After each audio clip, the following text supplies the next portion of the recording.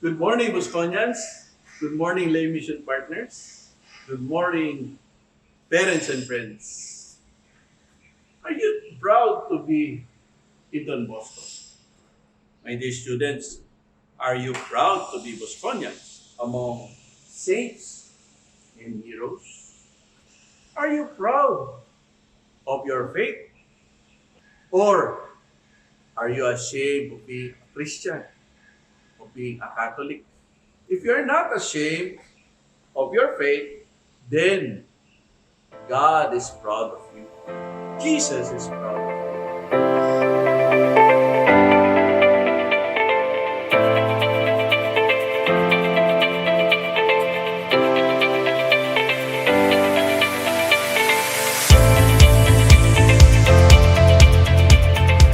Last April 4 was Easter Sunday, but that's the start of something greater, a big celebration for this year. Until April 22, 2022. What is called as hashtag 500YOC, which means we are celebrating 500 years of Christianity here in the Philippines.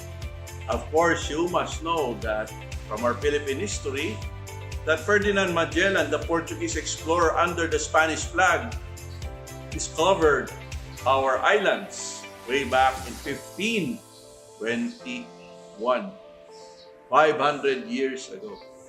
And he brought the sword and the cross. That's why just last March 31, we celebrated the first Mass held in Limasawa after 500 years.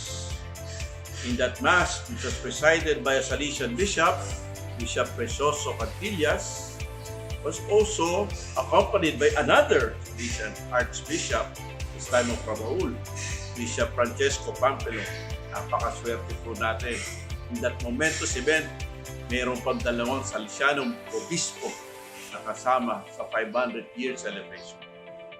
But not only that, just recently, we celebrated also the 500 years anniversary of the first baptism.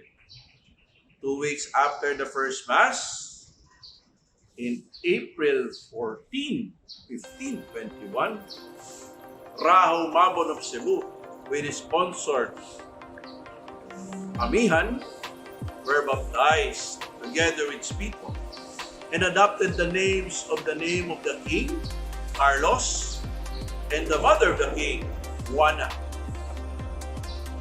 As we celebrate this momentous event of the first baptism, it gives us time to pause and reflect on our own personal spiritual journey, of our own journey of faith, especially to begin from its origins, baptism.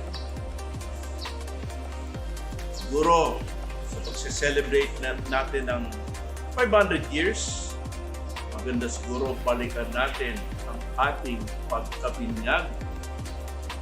Kaya basic question, do you know where you were baptized? When were you baptized?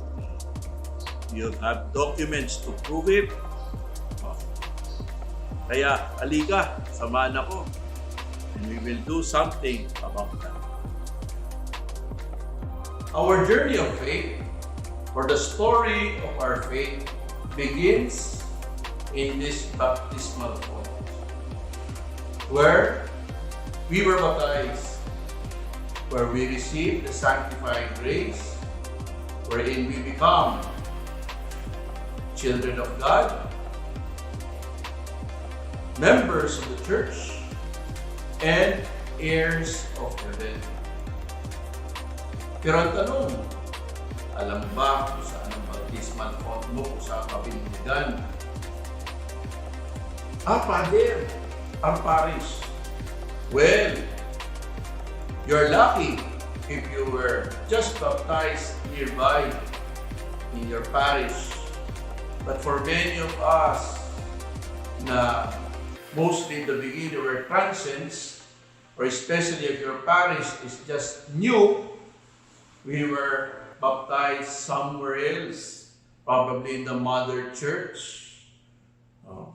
And so, we have to ask our parents, Mommy, Daddy, saan ba ako bininagan? And so, it's good to look for where your faith started, where you were baptized. And maybe, when the pandemic, or rather the lockdowns have been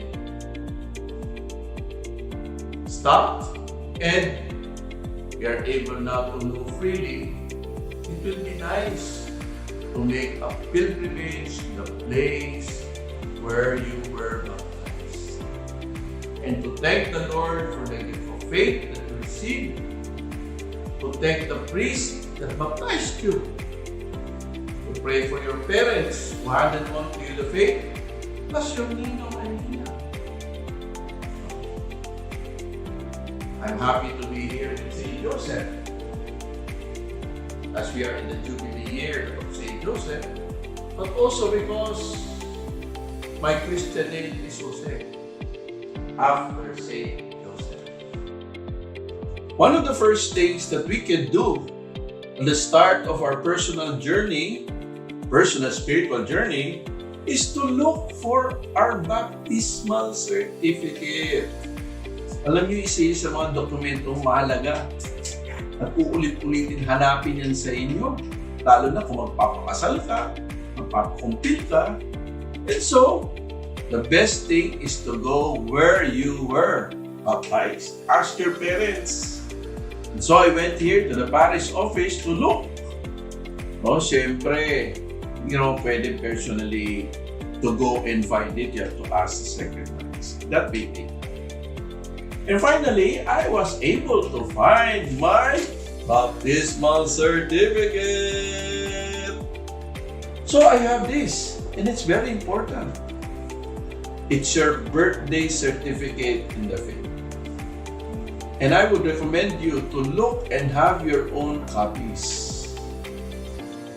Kasi pagtandaan nyo, at kung wala ng parents nyo, sino pa makakasagot kung saan ka nabinyagan o saan na mahanap ang baptismal certificate nyo?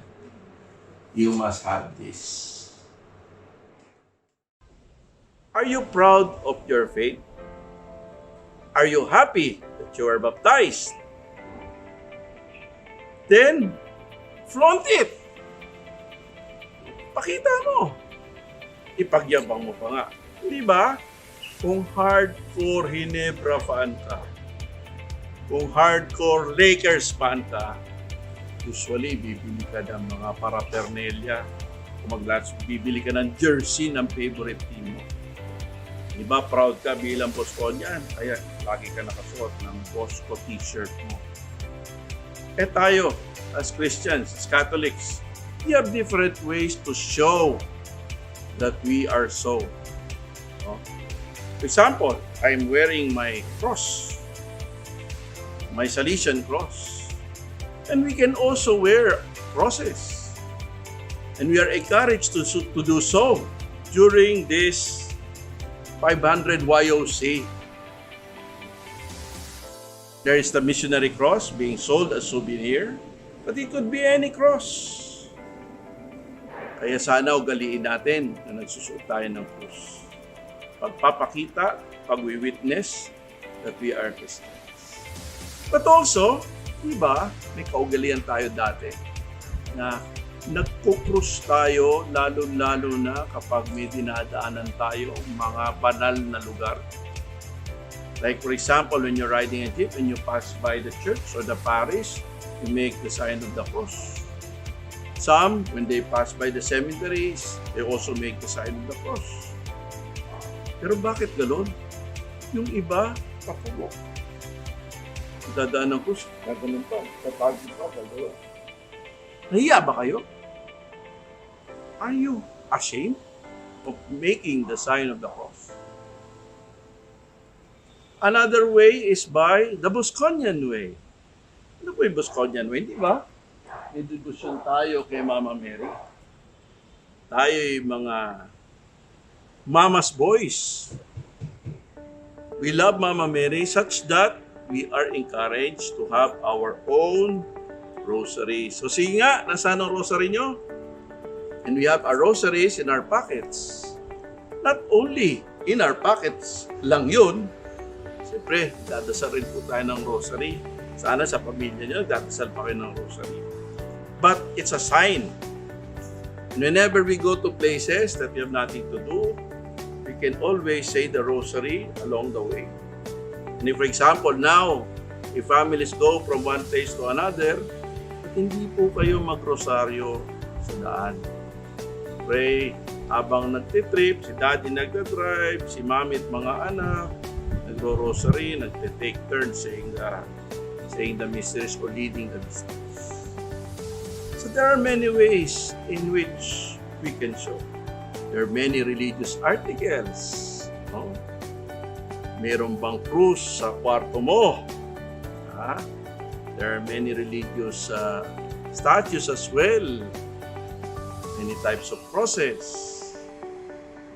We can show our faith. Kasi panghahawak, ano yan symbols panghahawakan nating alaala. Saint Luke tells us in his gospel, Jesus said, "If you are ashamed of me and of my words, to them the Son of Man will be ashamed of in his glory and the glory of the Father and the holy angels." We have made our pilgrimage to go to the origins of our faith. We are baptized. We are grateful for our faith. We must show our faith. We should not be ashamed. And so, my dear Bosconians, lay mission partners, and dear parents and friends, stay safe, stay healthy, stay hopeful. Good morning.